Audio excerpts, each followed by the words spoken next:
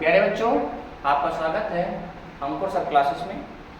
आप लोग देख रहे थे, हम लोग पढ़ रहे थे विज्ञान का कक्षा 10 का विज्ञान का चैप्टर था पहला, जिसका नाम था रासायनिक अभिक्रिया एवं समीकरण को हम लोग पढ़ रहे थे। इसका लेक्चर 1 हम लोगों ने देखा था, जो हमारे यूट्यूब चैनल पे पड़ा हुआ है। आज हम लोग लेक्चर 2 देखेंगे और इसका एक टॉपिक देखेंगे, रासायनिक अभिक्रिया को संतुलित करना, यानी रासायनिक अभिक्रिया को कैसे संतुलित किया जाता है। इस चैप्टर के बारे में हम विस्तार से बता चुके हैं आपको लेक्चर 1 में। आज हम लेक्चर 2 में देखेंगे, कुछ टॉपिक को और सॉल्व करेंगे। लेक्चर 2 को सॉल्व करते ही कुछ चैप्टर की ओर हम आगे बढ़ेंगे। उससे पहले कुछ बातें करना है कि मात्र आज से 6-7 महीने बचे हुए हैं यूपी बोर्ड के एग्जाम में।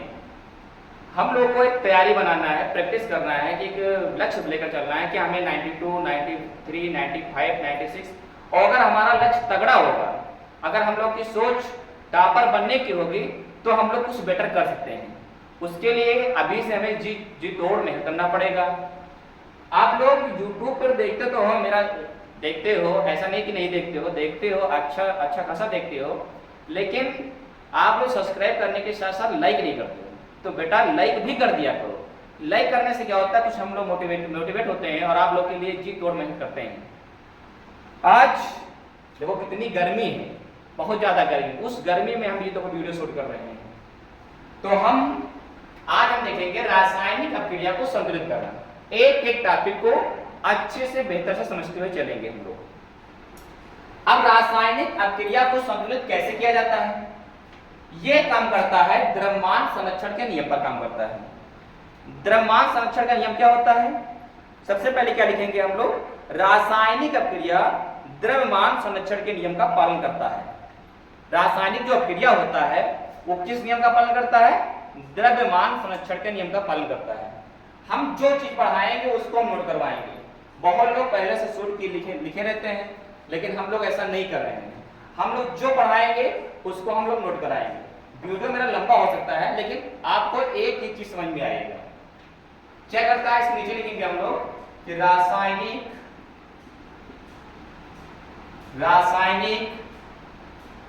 अभिक्रिया, मेरे लाल, रासायनिक अभिक्रिया द्रव्यमान संरक्षण के नियम का क्या करता है बेटा? पालन करता है। रासायनिक अभिक्रिया द्रव्यमान संरक्षण के नियम का पालन करता है। और जैसा कि हम लोग पहले ही पढ़ चुके थे कि द्रव्यमान संरक्षण कहते किसे, ये कक्षा 9 में हम लोगों ने पढ़ा था। द्रव्यमान संरक्षण किसे कहते हैं? द्रव्यमान संरक्षण का नियम ये कहता है कि ना तो किसी भी पदार्थ को ना तो उत्पन्न कर सकते हैं और ना ही नष्ट कर सकते हैं, केवल एक रूप से दूसरे रूप में परिवर्तित कर सकते हैं। किसी भी रासायनिक अभिक्रिया में द्रव्यमान को ना तो उत्पन्न किया जा सकता है और ना ही नष्ट किया जा सकता है, केवल एक रूप से दूसरे रूप में परिवर्तित किया जा सकता है। इसी को कहते हैं द्रव्यमान संरक्षण का नियम कहलाता है। आ रही बात समझ में बेटा कि द्रव्यमान संरक्षण का नियम किसे कहते हैं? तो ना तो किसी भी द्रव्यमान को ना तो उत्पन्न कर सकते हैं और ना ही नष्ट कर सकते हैं, केवल एक रूप से दूसरे रूप में परिवर्तित कर सकते हैं। अगर ये बात आपको समझ में आ गई हो तो नोट कर लो। क्या लिखेंगे हम लोग कि पदार्थ को ही हम कहते हैं द्रव्यमान को ना तो उत्पन्न कर सकते हैं, ना तो उत्पन्न कर सकते हैं और ना ही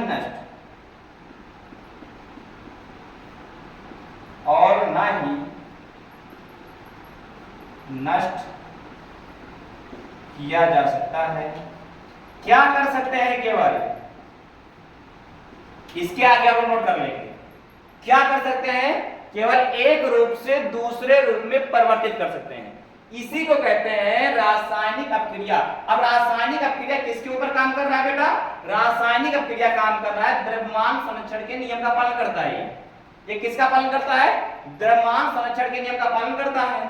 और द्रव्यमान संरक्षण नियम कहलाता क्या है? द्रव्यमान संरक्षण नियम जो बताता है वो कहता है कि ना तो हम पदार्थ को उत्पन्न कर सकते हैं और ना ही पदार्थ को नष्ट किया जाता है, केवल एक रूप से दूसरे रूप में परिवर्तित कर सकते हैं। जैसे दूध से दही का बनना। अब क्या दूध नष्ट हो गया? नष्ट नहीं हुआ, दूध का रूप बदल गया दही में, यानी एक रूप से दूसरे रूप में उसके अवस्था में परिवर्तन हो रहा है। पदार्थ के अवस्था में, पदार्थ के रूप में परिवर्तन हो रहा है, लेकिन कहीं पदार्थ थोड़ा नहीं नष्ट हो रहा है, पदार्थ नहीं नष्ट हो रहा है बेटा। तो यही कहते हैं द्रव्यमान संरक्षण का नियम कहलाता है। हम लोग एक टॉपिक पढ़ेंगे वो ठीक है, हमारा वीडियो लंबा हो सकता है, वो भी हमें मंजूर है, लेकिन हमारे बच्चों को एक एक बात समझ में आनी चाहिए जिससे कोई दूसरा वीडियो देखने की आवश्यकता ना पड़े मेरे लाल। हम ऐसा आपको पढ़ाने का प्रयास कर रहे हैं जिससे आप YouTube पर कोई दूसरा वीडियो सर्च ना करें। ये समझ में आ गया हो? इसको नोट कर लो कि रासायनिक अपक्रिया को संतुलित करना, ये हेडिंग है हमारी। रासायनिक अपक्रिया द्रव्यमान संरक्षण के नियम का पालन करता है। पदार्थ यानी द्रव्यमान को ना तो उत्पन्न कर सकते हैं और ना ही नष्ट कर सकते हैं, केवल एक रूप से दूसरे रूप में परिवर्तित कर सकते हैं। इसको हम लोग रद्द कर देते हैं और फिर इसके आगे की बात करते हैं।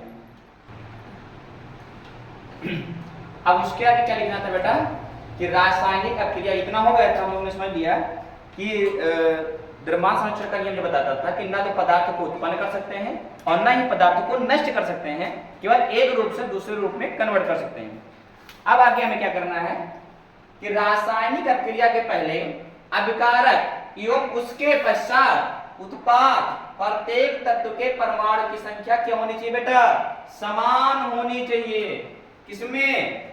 अगर हम कोई भी समीकरण को, कोई भी अपक्रिया को संतुलित करने का प्रयास कर रहे हैं, अगर संतुलित करने का प्रयास हम कर रहे हैं तो उसमें क्या होनी चाहिए? तत्व के परमाणु के दोनों ओर की संख्या यानी LHS और RHS दोनों क्या होनी चाहिए? समान होनी चाहिए। क्या होनी चाहिए? समान होनी चाहिए। ये आपको और अच्छे समझ में आएगा जब हम एक एग्जांपल लेंगे कि Fe प्लस H2O Fe3O4 बन गया और ये H2 बन गया, यानी ये हाइड्रोजन अलग बन गया और ये अलग बन गया। अब ये कैसे हम संतुलित करेंगे भाई? सबसे बड़ी चीज तो है कि कोई बताता नहीं कि संतुलित कैसे करेंगे, हम बता रहे कैसे संतुलित करेंगे। सबसे पहले एक कॉलम बना लीजिए और जिसमें आप लिख लीजिए तत्व। तत्व के नाम कौन कौन से तत्व इसमें है? एक Fe है और एक H है और एक O है। ये तीन तत्व हैं, यानी आयरन, हाइड्रोजन और ऑक्सीजन, ये तीन तत्व हैं। अब LHS ये वाला लीजिए आप बेटा, LHS लीजिए। तो LHS में क्या है? Fe कितना है? केवल एक है तो एक लिख लीजिए। और RHS में Fe कितना है? Fe कितना? 3 है Fe, तो 3 लिख लीजिए। हाइड्रोजन कितना है इसमें? इस वाले में 2 है, H2 था ना, 2 है, 2 लिख लीजिए। और इसमें कितना है? इसमें आपका बेटा है, इसमें है आपका H कितना है? 2 है, 2 लिख लीजिए। अब सर क्या बताने वाले हैं? O कितना है? O यहाँ पर क्या है? 1 था और इसमें कितना है? 4 है। अब क्या बराबर करें? सबसे पहले बराबर करने की कोशिश करते हैं, तो पहले इसको बराबर करते हैं। भाई 1 था तो 1 गुणा कर दो 4 से, भाई यहाँ 4 है, यहाँ 4 होना चाहिए, तो जब 4 से किया गुणा तो यहाँ पर हम क्या करते हैं कि यहाँ पर हम 4 लिख देंगे। क्या लिख देंगे? 4। अब जब 4, ये ऑक्सीजन तो 4 हो गया, लेकिन हाइड्रोजन कितना है बेटा? हाइड्रोजन 2 था, अब 4 गुना कितना हो गया? 8 हो गया। तो अब यहाँ पर जो हाइड्रोजन है इसको हम 4 से गुणा कर लेते हैं, कितना हो जाएगा? 4 दूना 8। यहाँ पर करेंगे तो 4 दूना कितना हो जाएगा? यहाँ पर 4 बढ़ाएंगे तो 4 दूना क्या हो जाएगा? 8 हो जाएगा। यानी ऑक्सीजन हमारा बराबर हो गया और हाइड्रोजन भी हमारा क्या हो गया? बराबर हो गया। अब हम क्या बराबर करेंगे? आयरन को बराबर करेंगे, नहीं Fe को बराबर करेंगे। Fe यहाँ पर कितना है? 1, यहाँ पर है 3, तो 3 से गुणा कर दो, यहाँ पर 3 बार बढ़ा दिया, यानी 3Fe plus 4H2O gives out Fe3O4 plus 4H2O। ये आपका क्या बेटा हो गया? संतुलित हो गया। अभी लास्ट में हम 4-5 और दे देंगे जो आप लोग संतुलित करेंगे और इसके बाद हमें कमेंट बॉक्स में कमेंट करेंगे और हम आपका देखेंगे। यानी संतुलित करना थोड़ा बहुत हम लोग को और अच्छे समझ में आ गया है। कि रासायनिक अपक्रिया को संतुलित कैसे किया जाता है। तो रासायनिक अपक्रिया के पहले अभिकारक एवं उसके पश्चात उत्पाद दोनों ओर के परमाणुओं की संख्या क्या होनी चाहिए, बराबर होनी चाहिए। अगर हम कोई भी रिएक्शन यहाँ पर लेते हैं, कोई भी अगर रिएक्शन यहाँ पर हम ले रहे हैं तो उसको देखो कि भाई यहाँ पर जो तत्व है वो यहाँ पर तत्व देखो बराबर है कि बराबर नहीं है। एक एक तत्व को लेते चले जाएंगे और बराबर हम करते चले जाएंगे। इसको बेटा हम रद्द कर देते हैं और फिर अगले टॉपिक को पढ़ते हैं। अब अगला क्या बेटा कि हम लोगों ने रासायनिक अपक्रिया को संतुलित करना ठीक ठाक ढंग से हम लोग सीख गए हैं। अब उसके आगे बेटा क्या है, रासायनिक अपक्रियाओं के प्रकार। रासायनिक अपक्रिया के कितने प्रकार होते हैं। रासायनिक अपक्रिया के किताब में थोड़े कम दिए गए हैं, बुक में थोड़े कम है, लेकिन हम लोग पूरा लेके चलते हैं कि कहीं पर आपको कोई दिक्कत हो ना। सबसे पहला है संयोजन अपक्रिया, दूसरा वियोजन अपक्रिया, तीसरा विस्थापन अपक्रिया, चौथा द्विविस्थापन अपक्रिया, रेडॉक्स अपक्रिया, ऊष्माक्षेपी अपक्रिया, ऊष्माशोषी अपक्रिया, अवक्षेपण अपक्रिया, उत्प्रेरक और हाइड्रोजनीकरण अपक्रिया है। ये 10 अपक्रियाएं हैं बेटा। इन 10 अपक्रियाओं को हम लोग विस्तार से समझेंगे एक एक करके कि संयोजन में क्या होता है बेटा, वियोजन में क्या होता है, विस्थापन में क्या होता है, द्विविस्थापन क्या होता है, रेडॉक्स अपक्रिया क्या होता है, ऊष्माक्षेपी अपक्रिया क्या होता है, ऊष्माशोषी अपक्रिया क्या होता है, उत्प्रेरण क्या होता है और हाइड्रोजनीकरण अपक्रिया क्या होता है। हम लोग एक एक टॉपिक को अच्छे से बेहतरीन इसको हम समझते हुए चलेंगे। वीडियो हो सकता है कि थोड़ा लंबा हो जाएगा, लेकिन हम लोग प्रयास करेंगे कि इसी लेक्चर में इस पूरे पार्ट को खत्म कर लेते हैं। तो इसको आप नोट कर लीजिए, अगर आपको दिख रहा हो कॉपी कलम लेकर तभी बैठना है बेटा, इसको नोट कर लीजिए और वरना स्क्रीनशॉट ले लीजिए और फिर हम लोग आगे चलते हैं इसको डेवलप करके। अब हमारा क्या है बेटा, पहला हम लोग क्या पढ़ेंगे, पहला हम लोग पढ़ेंगे संयोजन अपक्रिया। कि संयोजन अपक्रिया किसे कहते हैं। संयोजन अपक्रिया को हम योगात्मक भी कहते हैं क्योंकि इसमें क्या होता है, अपकारक जुड़ते हैं। हम तो अपकारक के बारे में पढ़ चुके हैं कि अपकारक किसे कहते हैं, उत्पाद किसे कहते हैं। तीर के बाईं ओर क्या होता है बेटा, अभिकारक होता है और तीर के बाईं और दाईं ओर क्या होता है बेटा, उत्पाद होता है। अब संयोजन अपक्रिया किसे कहते हैं, संयोजन जिसमें संयोग होता है। किसका संयोग होता है, तत्वों का संयोग होता है। मतलब अभिकारक दो या दो से अधिक अभिकारक मिलकर एक एकल उत्पाद का निर्माण करते हैं। जब दो या दो से अधिक अभिकारक मिलकर एक एकल उत्पाद का निर्माण करते हैं, क्या कहलाता है बेटा, संयोजन अपक्रिया कहलाता है, यानी योगात्मक भी कहते हैं बेटा इसे। अगर हम अपना फंडा देख ले बेटा, यहाँ पर अपने फंडा में लिखा है, फंडा अगर हम देख लें तो फंडा क्या हो जाएगा, दो या दो से अधिक, दो या दो से अधिक, दो या दो से अधिक क्या अभिकारक और क्या बनाएगा, एकल उत्पाद। क्या बनाएगा, एकल उत्पाद बनाएगा। अगर इसका रिएक्शन देखें तो इसका रिएक्शन यानी इसका एग्जांपल क्या हो जाएगा बेटा, C+O2, C+O2 गिब्स आउट क्या हो जाएगा, CO2 हो जाएगा। मतलब कार्बन और ऑक्सीजन मिलकर क्या बनते हैं, कार्बन डाइऑक्साइड बनता है। और H+O2 मिलकर क्या बनता है, H2O, मतलब जल बन जाता है। क्या बन जाता है मेरे लाल, जल बन जाता है। तो इसको आप लोग नोट कर लेंगे। हो सकता है कि आपको संयोजन अपक्रिया समझ में आ गया होगा कि जब दो या दो से अधिक अभिकारक मिलकर एक एकल उत्पाद का निर्माण करते हैं, क्या कहलाता है, संयोजन अपक्रिया कहलाता है। आप कुछ कर सकते हो, कुछ बदल सकते हो, कब, जब आप कॉपी कलम लेकर आप लोग बैठेंगे तब। अगर किसी को नोट्स चाहिए तो मैं अभी अपना नंबर दे दूंगा, वो नोट्स उसी नंबर पर हम सेंड कर देंगे अगर व्हाट्सएप करेंगे हमारे ऊपर तो। लेकिन फिलहाल के लिए आप इसे नोट करते हुए चलिए, इसको नोट कर लीजिए, स्क्रीनशॉट ले लीजिए और फिर इसको हम रख कर रहे हैं। अब हमारा बेटा क्या है, अगला क्या है, पहला हमने समझ लिया संयोजन अपक्रिया समझ लिया। दूसरा हमारा क्या है बेटा, वियोजन अपक्रिया है। क्या है बेटा, वियोजन अपक्रिया। कौन सी अपक्रिया, वियोजन अपक्रिया, जिसे हम अपघटन अपक्रिया भी कहते हैं। कौन सी अपक्रिया कहते हैं बेटा, अपघटन अपक्रिया भी कहते हैं। आपको हो सकता है कि हिसाब से दिखाई दे रहा होगा। वियोजन अपक्रिया किसे कहते हैं, संयोजन का उल्टा वियोजन होता है। संयोजन, संयोग और उसका उल्टा क्या हो जाएगा, वियोग हो जाएगा। तो संयोजन का उल्टा क्या होता है, वियोजन होता है। जब एक अभिकारक, क्या कौन सा अभिकारक, जब एक अभिकारक टूटकर दो या दो से अधिक उत्पादों का निर्माण करता है। किसका निर्माण करता है मेरे लाल? उत्पादों का निर्माण करता है। क्या कहलाता है? क्या कहलाता है? वियोजन अभिक्रिया कहलाता है। बात समझ आ रही ना? जब दो या दो से अधिक अभिकारक, यानी जब एक अभिकारक मिलकर क्या होता है? जब एक अभिकारक टूटकर दो या दो से अधिक उत्पादों का निर्माण करता है। जब एक अभिकारक टूटकर दो या दो से अधिक उत्पादों का निर्माण करता है, क्या कहलाता है? वियोजन कहलाता है, वियोग कहलाता है। इसका एग्जांपल, इसका रिएक्शन NaHCO3, NaHCO3, तो NaHCO3 किसमें टूट गया? Na2CO3 एक हो गया, H2 अलग हो गया और CO2 अलग हो गया। क्या दिखा? पहले सर ने बताया था कि जब दो या दो से अधिक अभिकारक मिलकर एक एकल उत्पाद का निर्माण करते हैं, मतलब ये वाला रिएक्शन कहीं इधर रहा होगा। अब की बार क्या हुआ? ये वाला रिएक्शन इधर आ गया, मतलब अभिकारक मतलब संयोजन का उल्टा हो गया, वियोजन हो गया। नोट कर लीजिए, जब एक अभिकारक टूटकर दो या दो से अधिक उत्पादों का निर्माण करता है, क्या कहलाता है? वियोजन अभिक्रिया कहलाता है। अगला क्या है? वियोजन अभिक्रिया भी के 3 प्रकार होते हैं। कितने प्रकार? बेटा क्या है? वियोजन अभिक्रिया के प्रकार है कि वियोजन अभिक्रिया के कितने प्रकार होते हैं मेरे लाल? तो वियोजन अभिक्रिया के 3 प्रकार होते हैं। नंबर 1 ऊष्मीय वियोजन, नंबर 2 वैद्युत वियोजन और नंबर 3 प्रकाशीय वियोजन, यानी बाय हीट, बाय इलेक्ट्रिसिटी और बाय सनलाइट। यानी वैद्युत वियोजन, यानी वैद्युत वियोजन मतलब बाय इलेक्ट्रिसिटी, ऊष्मीय वियोजन बाय हीट और प्रकाशीय वियोजन बाय सनलाइट।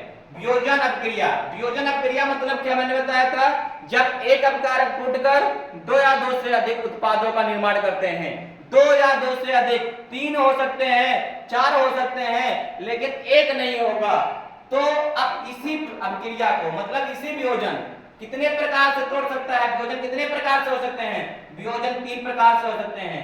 एक ऊष्मीय वियोजन, नंबर 2 वैद्युत वियोजन और नंबर 3 बेटा प्रकाशीय वियोजन हो सकता है।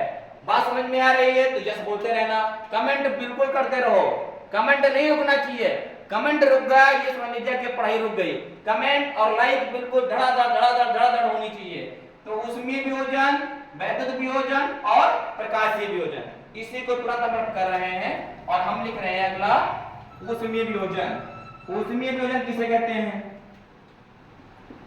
ऊष्मीय वियोजन, इसी को हम लोग पढ़ेंगे। ऊष्मीय वियोजन आप लोग नोट करते रहिए भाई, ज्यादा हम देर तक रुकते नहीं क्योंकि हमारा वीडियो जो है लंबा हो जाएगा, तो ज्यादा देर तक हम लोग नहीं रुक रहे हैं। नंबर हमारा क्या था बेटा? नंबर 1 था हमारा ऊष्मीय वियोजन था बेटा। क्या था? ऊष्मीय वियोजन। ये बीच में जो रुक रहा है मतलब लाइट चली जा रही है, लाइट का आना जाना लगा है, लेकिन हम लोग रुकने वाले तो है नहीं, हम लोग इन्वर्टर चालू कर लेते हैं। तो ऊष्मीय वियोजन किसे कहते हैं? ऊष्मीय वियोजन मतलब बाय हीट। इसको लिखो आप लोग, वे अभिकारक, वे अभिकारक जो ताप के द्वारा, किसके द्वारा मेरे लाल? जो ताप के द्वारा, जो ताप के द्वारा विघटित होकर, विघटित का मतलब अलग फूटकर, विघटित होकर दो या दो से अधिक उत्पादों का निर्माण करते हैं। दो या दो से अधिक उत्पादों का निर्माण करते हैं,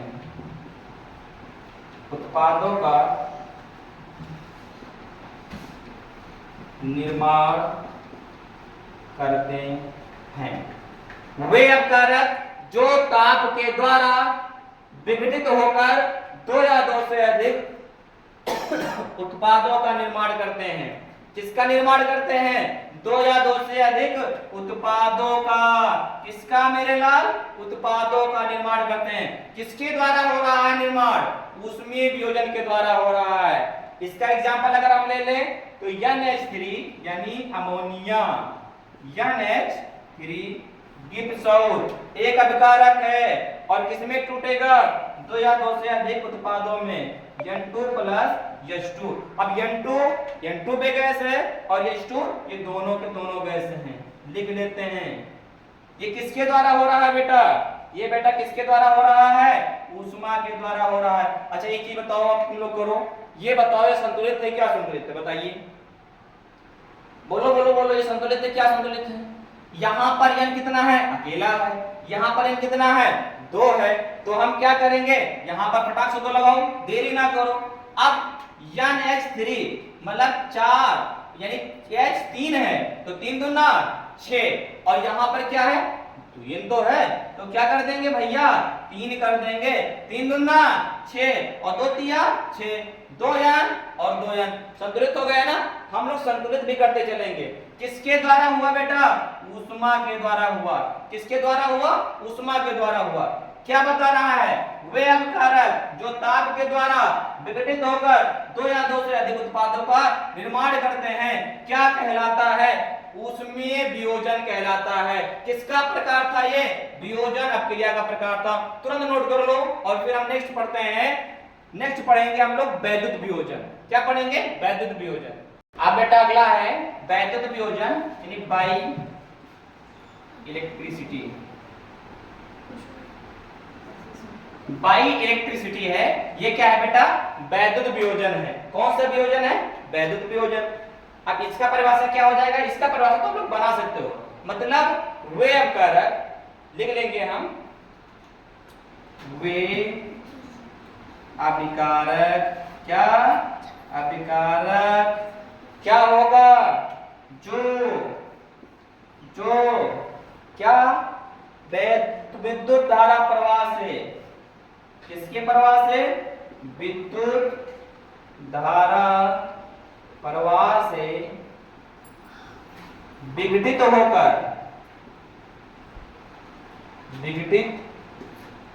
होकर 2 या 2 से अधिक उत्पादों का निर्माण करते हैं। वही परिभाषा घूम घूम कर आ रही बेटा, अधिक उत्पादों का निर्माण करते हैं। वे अभिकारक जो विद्युत धारा प्रवाह से विघटित होकर 2 या 2 से अधिक उत्पादों का निर्माण करते हैं। सेम वियोजन ही हो रहा है, लेकिन इसमें क्या हो रहा है, अलग अलग। पहले ऊष्मीय वियोजन के द्वारा विघटित हुए, अब वैद्युत वियोजन के द्वारा क्या हो रहा है, विघटित हो रहा है। इसका थोड़ा सा हम एक एग्जांपल लेते हैं, H2O और क्या करेंगे यहाँ पर, ये किसमें टूट जाएगा, H2 अलग हो जाएगा और प्लस O2 अलग हो जाएगा। H2 क्या है, गैस है, क्या है, गैस। जी कर दो, कर देते हैं, जी बोलो बोलो बोलो, जी बोलो, विद्युत धारा। कौन सी धारा, विद्युत धारा। आ रहा बेटा समझ में। और अब ये बताओ संतुलित है कि असंतुलित है, भाई मेरे तो समझ में नहीं आ रहा है। H2 यहाँ पर 2 है, यहाँ पर H2 क्या है, 2 है, ठीक है। O2 क्या है, यहाँ पर 2 है और यहाँ पर O2 क्या है, केवल अकेला है। तो अब क्या होगा, 2 लगाएंगे। जैसे हमने 2 लगाया वैसे यहाँ पर ये कितना हो गया, 4 हो गया। चलो मजबूरन यहाँ पर हम 2 लगा देते हैं और ये हमारा क्या हो गया, संतुलित हो गया। किसका है, वैद्युत वियोजन है। वे अभिकारक जो विद्युत के द्वारा, वे अभिकारक जो विद्युत के द्वारा अपघटित यानी विघटित होते हैं और क्या करते हैं, 2 या 2 से अधिक उत्पादों का निर्माण करते हैं। क्या कहलाते हैं, वैद्युत वियोजन कहलाते हैं, यानी बाई इलेक्ट्रिसिटी कहलाता है। क्या कहलाता है, बाई इलेक्ट्रिसिटी कहलाता है। अगर ये समझ में नहीं आ रहा है तो कमेंट करो फटाक से, और अगर ये समझ में आ गया तो कमेंट में यस लिखो, नहीं समझ में आया तो नो लिखो। इसको हम कर और बेहतर से समझा सकते हैं। इसको नोट कर लो और फिर इसको मिटाते हैं। अगला लेक्चर पढ़ते हैं प्रकाशीय वियोजन। अब बेटा तीसरा है प्रकाशीय वियोजन। हम लोगों ने 2 पढ़ लिए, अब तीसरा पढ़ेंगे प्रकाशीय वियोजन किसे कहते हैं। वे अभिकारक किसमें, जो सूर्य के प्रकाश के, लिख लेते हैं, जो सूर्य के